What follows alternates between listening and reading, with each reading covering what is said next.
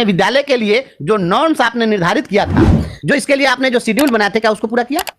के पाठक जी से बहुत बड़ा सवाल है, या जो आप इसके लिए शेड्यूल निर्धारित है, अनुसूची जो निर्धारित की गई है विद्यालय के लिए मान और मानक, उसकी अनुसूची 19 और 25 के अंतर्गत जो बनाया गया है प्रावधान, उस प्रावधान के आप तीसरे कंडिका में गए हैं। उसमें जो उपकंडिका 3 है उसमें कार्य अवधि निर्धारित है कि विद्यालय के लिए 220 दिन का कार्य संचालन होना चाहिए।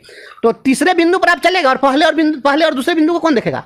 क्या के पाठक जी, आदरणीय के पाठक जी और शिक्षा विभाग के माननीय अधिकारी साहब लोग और माननीय मुख्यमंत्री जी और जो इन लोगों के समर्थक लोग हैं, ऐसे विद्वान लोग, क्या आप हमें बताएंगे कि गिनती जो सिखाई जाती है बच्चों को वह 3 से शुरू होती है, गिनती 1 से शुरू होती है? आप 3 पर तो चलेगा कि 3 में क्या लिखा हुआ है, 220 दिन स्कूल चलाओ, 220 दिन स्कूल चलाओ, 220 दिन स्कूल चलाओ, लेकिन 1 में क्या लिखा है, 2 में क्या लिखा है, ये भी तो बता दीजिए ना लोगों को। ये भी आरटी का पार्ट है।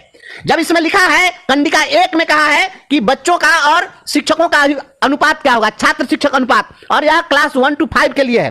प्राइमरी एजुकेशन को 1 to 5 और 6 to 8 के बीच में डिमार्केशन किया गया है। तो 1 to 5 के लिए जो मापदंड निर्धारित है, इसमें कहा गया है कि प्रत्येक प्राथमिक विद्यालय के लिए 1 to 5 के लिए एक अलग हेडमास्टर होगा। आदरणीय के पाठक जी बता दीजिए, बिहार के उस स्कूल का नाम हमें बता दीजिए जिस स्कूल में आपके पास में प्राइमरी स्कूल में कोई फुल फ्लेज्ड हेडमास्टर हो। आज तक प्राथमिक विद्यालय में 13 वर्षों के बाद भी किसी भी प्राथमिक विद्यालय में प्रधानाध्यापक आपके पास में नहीं है। इस फेल्योरेंस की जवाबदेही कौन लेगा? इस विफलता की जवाबदेही कौन लेगा? और यह हेडमास्टर कौन देगा? पहले तो मुंह खोल दीजिए। उन बच्चों को शिक्षक नहीं मिल पाए जहां पर बच्चों के लिए अनुपात निर्धारित किया गया था कि 60 बच्चे जहां तक होंगे 1 to 5 में, वहां 2 शिक्षक होंगे। 61 से 90 होंगे तो 3 शिक्षक होंगे। 91 से लेकर 120 शिक्षक 120 बच्चे होंगे, वहां 4 शिक्षक होंगे। क्राइटेरिया को फुलफिल क्यों नहीं किया? इसका जवाब कौन देगा? ये भी आरटी है, मैं ऐसे नहीं बोल रहा हूं, ये आरटी है, बड़ी आरटी आप लोग रट रहे हैं। तो आरटी हमने भी पढ़ा है, आप इस पर चर्चा क्यों नहीं कर रहे हैं? और जवाब देना चाहिए बिहार के रहनुमाओं को, माननीय मुख्यमंत्री, शिक्षा मंत्री और शिक्षा विभाग के एसीएस को और डायरेक्टर को, जितने पदाधिकारी उनको जवाब देना चाहिए कि जब इसमें आप जो अनुसूची बनाए, एक कंडिका का ख, उसमें 6ठी से 8वीं के बच्चों के लिए हर विषय के लिए अलग से शिक्षक देना है, विषयवार सब्जेक्ट वाइज टीचर देना है।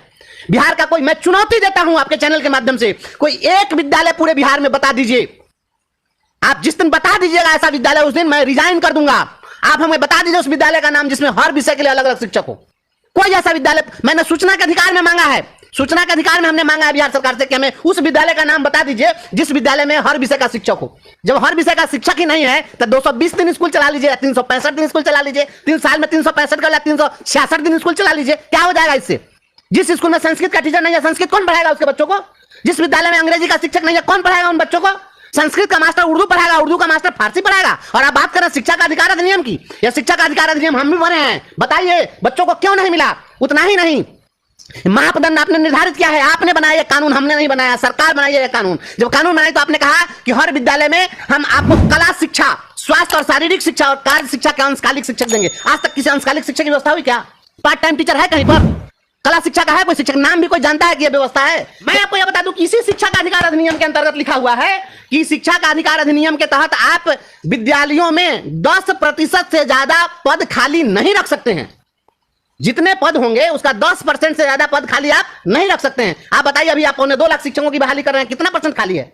जिस राज्य के अंदर में 40% से ज्यादा शिक्षकों के पद खाली होंगे, वह शिक्षा का अधिकार अधिनियम की बात करेगा? यह कैसे हो सकता है? बिना हथियार का सिपाही कह दीजिए आप जाकर जंग जीत लीजिए, कैसे जीत लेगा?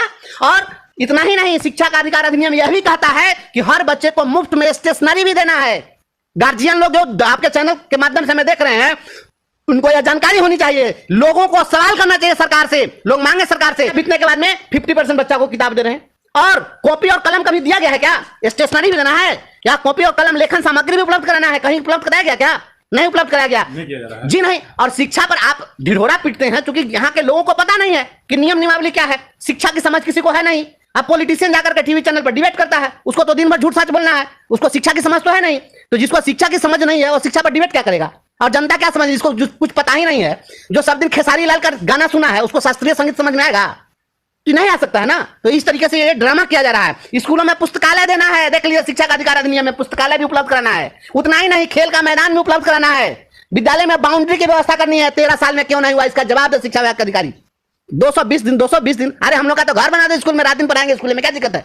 हम जो रहते हैं अलग किराए के मकान में रहते हैं, जहां भी रहते हैं शिक्षक दौड़ रहे भाग रहे हैं। आप स्कूलों के, आप वहां सरकमफेरेंस में आप वहां शिक्षकों के लिए आवासीय व्यवस्था कर दीजिए, शिक्षक वहीं रहेगा, 365 दिन अवेलेबल रहेगा।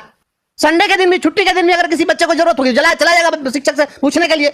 शिक्षक तो वह उदार व्यक्तित्व होता है कि अगर उसका बच्चा और राह चलते हुए शिक्षक को अगर कोई बच्चा रोक करके कहे कि सर एक सवाल हमसे नहीं बना है, तो मैं समझता हूं शिक्षक को जितनी खुशी होगी उतनी खुशी आप नहीं महसूस कर सकते हैं। लेकिन कोई पूछने वाला हो तब तो, लेकिन कोई पूछने वाला नहीं है। तो अब शिक्षक दौड़ रहा है 200 किलोमीटर दूरी से स्कूल जाने के लिए, तड़प रहा है, भाग रहा है, दौड़ रहा है, क्योंकि उसका घर कहीं और है, ठिकाना कहीं और है, नौकरी कहीं और कर रहा है, ट्रांसफर की आपने व्यवस्था नहीं की है। और आप कह रहे हैं कि 220 दिन 240 दिन करते रहे, 220 दिन, जब 365 दिन में 253 दिन हम विद्यालय चला रहे हैं, तो फिर 220 दिन की बात क्या? आपका यह गर्मी की छुट्टी हो गई, आपका यह ठंडा की छुट्टी हो गई, कितने दिन की छुट्टी देते हैं भाई गर्मी में और शीतलहर में? अगर 353 दिन 253 दिन हम विद्यालय चला रहे हैं तो बहुत छुट्टी देते होंगे, तो आप 10 दिन ठंडा में देते होंगे। हमको नहीं लगता 10 दिन भी बंद होता है विद्यालय। और बंद अगर करते भी हैं आप, तो हम तो नहीं कहते कि आप बंद कर दीजिए, आप बंद करते हैं, शिक्षक तो जाते हैं विद्यालय में। तो शीतलहरी में आप 10 दिन भी अगर बंद कर दीजिएगा, 10 दिन और इधर उधर चीजों में आप बंद कर दीजिएगा, इलेक्शन सिलेक्शन में जो भी आप कर दीजिए, फिर भी आपके पास कितना दिन बचता है? 53 में से 20 दिन और घटा दीजिए, तब भी तो 233 दिन चलाना है। 220 दिन हम हर परिस्थिति में शिक्षा के अधिकार अधिनियम के तहत जो निर्धारित कार्य दिवस है उससे अधिक दिन विद्यालय चला रहे हैं। और यह केवल लोगों को बताया जा रहा है कि पढ़ाई नहीं होती है। आप समाज में शिक्षकों को खलनायक साबित करके, शिक्षकों को जलील करके, और आप चाहते हैं कि हम एजुकेशन ले लें, या पॉसिबल नहीं है। आप डंडे के बल पर आप मजदूरी करवा सकते हैं, ईंट ढुलवा ले सकते हैं, मिट्टी ढुलवा ले सकते हैं, पढ़ाई का काम नहीं हो सकता।